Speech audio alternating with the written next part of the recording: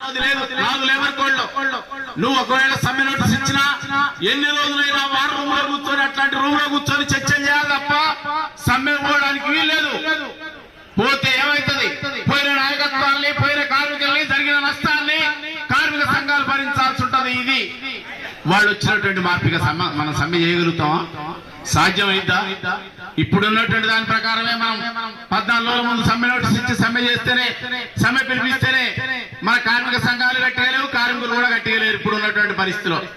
కనుక ఇట్లాంటి మార్పులు వచ్చినాక ఎవరికైనా సాధ్యమైద్దా?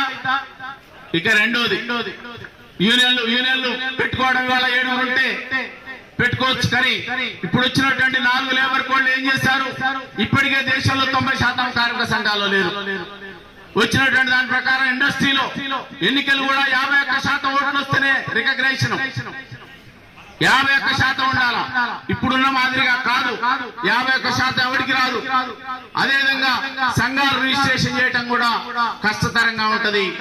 అదేవిధంగా మొత్తం ఇప్పటిలాగా పర్మనెంట్ ఉద్యోగాలు ఉండవు. మారిన చట్టాల ప్రకారం 4 లేబర్ కోడ్ల ప్రకారం నీకు ఒకసారి అపాయింట్మెంట్ ఇస్తే దీపైన దాకా 30 సంవత్సరాలు సర్వీస్ చేసేది ఉండదు. ఇప్పుడు వచ్చిన లేబర్ కోడ్లు ఏం మార్చారు? Fixed term employment. వాడు 6 నెలలకు, సంవత్సరానికి మాత్రమే ఇస్తాడు, వాడు అవసరాలకు మాత్రమే ఇస్తాడు. లో పర్మనెంట్ ఎంప్లాయ్మెంట్ అది రేపు అమలైతే వచ్చేటువంటి ప్రమాదం ఉంది. 300 మందికి లోపుగా ఉన్నటువంటి కార్మికులు పనిచేస్తున్నటువంటి సంస్థల్లో ఏ కార్మిక చట్టాలు అమలు కావు. ఎందుకు? రిట్రెంచ్మెంట్లు కానీ, లే ఆఫ్లు కానీ, లాకౌట్లు కానీ వాళ్లే డైరెక్ట్ గా మేనేజ్మెంట్ చేసుకోవచ్చు. ఇప్పుడు చట్టాలు ఉన్నాయి. ఎందుకు వేస్తున్నావు లే ఆఫ్, రిట్రెంచ్మెంట్, లాకౌట్ ఎందుకు వేస్తున్నావు ప్రభుత్వాలకు చెప్పాలా? ఇక ఈ 4 లేబర్ కోడ్లు అమలైతే అది కూడా అవసరం లేదు. అందుకే ఇది 50 కోట్ల కార్మిక వర్గానికి ఉరితాడు, మరణ శాసనం.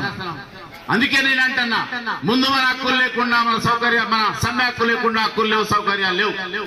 అది పోతా ఉంది. ఇక రెండోది ప్రభుత్వ రంగ పరిశ్రమ ప్రైవేటీకరణ. ఇందా చెప్పి నేను ఈ మొత్తం అన్ని రంగాలు ప్రైవేటీకరణ అవుతున్నప్పుడు మన సింగరేణి కూడా లేదు, కోల్ ఇండియా కూడా 100 బ్లాకులు ప్రైవేటీకరణ ఇచ్చినప్పుడు వాళ్లే రేపు ఉత్పత్తులు చేసినప్పుడు వాళ్ళ ఉత్పత్తి ఖర్చుకు మన ఉత్పత్తి ఖర్చుకు తేడాలు ఉన్నప్పుడు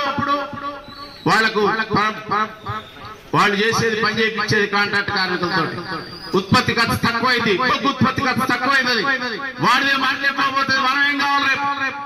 ఇవాళ సింగరేణి కాలనీస్ లో కూడా మన బ్లాకుల్ని కూడా ప్రైవేటీకరణకు ఇచ్చినప్పుడు మనం సమ్మె చేసినాం. అదే రాష్ట్రంగా తర్వాత సమ్మె జరగలేదు సింగరేణిలో. ఇవాళ ఏమైతే అది ఇవాళ ఏం చెప్తున్నారు? ఇవాళ మన సంపద, మన ఎక్స్ప్లోరేషన్ డిపార్ట్మెంట్ మనం కనుకున్నటువంటి బ్లాకుల్ని మనం ఏం చేయాలి? ఇవాళ బీజేపీ ప్రభుత్వం ఏం చెప్తా ఉంది? ఇది మీదిగా ప్రైవేట్ వాళ్ళతో పాటు మీరు కూడా వేలంపాటలకు రండి, మీరు కూడా పాల్గొండి. మన సిఎండి గారు కూడా ఫైల్ పట్టుకొని ప్రైవేట్ కాంట్రాక్టర్లతో పాటు మనం కూడా పోయి వేలంలో పాల్గొని వస్తూ వచ్చినట్టు, లేకపోతే లేదు. దీని మీద వాళ్ళ సింగరేణి యూనియన్లు, ఐఐటిసి మేనేజ్మెంట్ తోటి ఒకనాడు ఏం చెప్పారు? గవర్నమెంట్ వచ్చినాడు సింగరేణి బ్లాకులు మేము ఆపుతాం, ఈ సంస్థ సంపద మాది, దీనికోసం పోట్లాడతామని కాంగ్రెస్ మాట్లాడింది, ఐఎన్టీసీ మాట్లాడింది, ఏటీసీ మాట్లాడింది. వాళ్ళ యూటర్న్ తీసుకున్నారు. మనం కూడా వేలంపాట్లో పాల్గొందామని అందరూ కూడా అంటున్నారు. నేనంటున్నా మంచిదే, వేలంపాట్లో పాల్గొంటే నీకేమైనా ప్రియారిటీ ఉందా? నీకు వస్తాయని గ్యారంటీ ఉందా? ఈ బ్లాకులు నీకు వస్తాయని గ్యారంటీ ఉంటే మీరు పాల్గొనండి. లేదు, అట్లాంటి గ్యారంటీ ఏమి లేదు. ప్రైవేట్ వాడు ఎంతో, మనం కూడా అంతే. మన బొగ్గు మనం కనుగొన్నటువంటి బొగ్గు కూడా మన బ్లాక్ లో కూడా మనం దౌర్భాగ్య స్థితిలో మనం కూడా ఫైల్ పట్టుకొని మన సిఎండి గారు పోవాల్సిన పరిస్థితి. అందుకే దేశంలో మైనింగ్ మొత్తం కూడా అది ప్రభుత్వ రంగంలో ఉన్నటువంటి స్టీల్ ఫ్యాక్టరీలు గాని, బొగ్గు గనులు గాని అన్ని కూడా మైనింగ్ అన్ని కూడా ప్రైవేట్ సెక్టార్ కి ఇస్తున్నటువంటి ఒక పరిస్థితి, మన సంస్థలన్నీ కూడా దివాళా తీస్తున్నటువంటి ఒక పరిస్థితి మన ముందుంది. అందుకే ప్రధానంగా ప్రభుత్వ రంగ పరిశ్రమల ప్రైవేటీకరణ, 4 లేబర్ కోడ్ల రద్దు, ఈ 2 అంశాలే రేపు సమ్మెకు ప్రామాణికత. ఈ సమ్మెలో మనం పాల్గొనాలి లేదా ఆలోచించండి. ఎందుకంటే సింగరేణిలో కూడా సమ్మెలు వచ్చిపోయారు. కానీ వాళ్ళు ఇందాక మనోడు చెప్పాడు, దేశంలో 22 సార్లు సమ్మె చేసిన ఆల్ ఇండియాలో, కానీ ఎక్కడ ఆగలే. మరింత ముందుకు వస్తా ఉన్నారు, మొత్తం అమ్మేస్తా ఉన్నటువంటి పరిస్థితి. ఎందుకు ఇవి? ఎక్కడ ఉంది లోపం? మనోడు చెప్తారు, జబ్బలు తెచ్చుకొని మేము ఘన విజయం సాధించినాం, ఈ ప్రమోషన్లు అన్నింటినీ అయిపోయింది, ఇదే మా విజయం, ఇదే కదా ఇవాళ ట్రేడ్ యూనియన్లు మాట్లాడేటువంటిది. ఈ విజయాలు కావండి. ప్రభుత్వాన్ని విధానపరంగా ప్రైవేటీకరణ ఆపగలిగి ఉండాలి మనం. అదేవిధంగా 4 లేబర్ కోడ్లు ఆపగలిగే పరిస్థితి ఉండాలా. ఇన్ని రోజులు 2 సంవత్సరాల నుంచి మన డిమాండ్లు ఉన్నాయి పెర్క్స్ మీద. మనం ఇవాళ ఐటీని మినహాయింపు ఇవ్వాలని ఎన్నిసార్లు డిమాండ్ చేశారండి, ఎన్ని హామీలు ఇచ్చారండి? అయిందా? సాధ్యమైందా? సిటీ వచ్చింది, 5 నిమిషాల్లో క్లోజ్ చేస్తాను నేను. అది సాధ్యమైందా? చేయగలిగారా మీరు? అందుకే ఇవన్నీ ఆగకపోవడానికి దేశంలో ఉన్నటువంటి కార్మిక సంఘాల యొక్క బలహీనతలున్నాయి, పోరాడే శక్తిని కోల్పోయినాయి. ట్రేడ్ యూనియన్లు కార్మిక సంఘాలుగా కాకుండా వ్యాపార సంస్థలుగా మారినాయి. చూడండి మీరు, ట్రేడ్ యూనియన్ లీడర్లు ఎట్లున్నారు? వాళ్ళకే పరిశ్రమలు ఉన్నాయి, వాళ్ళకే 100 ఎకరాల భూములు ఉన్నాయి, రియల్ ఎస్టేట్ వ్యాపారాలు ఉన్నాయి. నువ్వు కార్మిక వర్గం కోసం ఎక్కడ కొట్టాడతారండి మీరు? ఎర్ర జెండాల పేరు చెప్పుకొని ఎక్కడ సాధ్యమైందండి మీకు?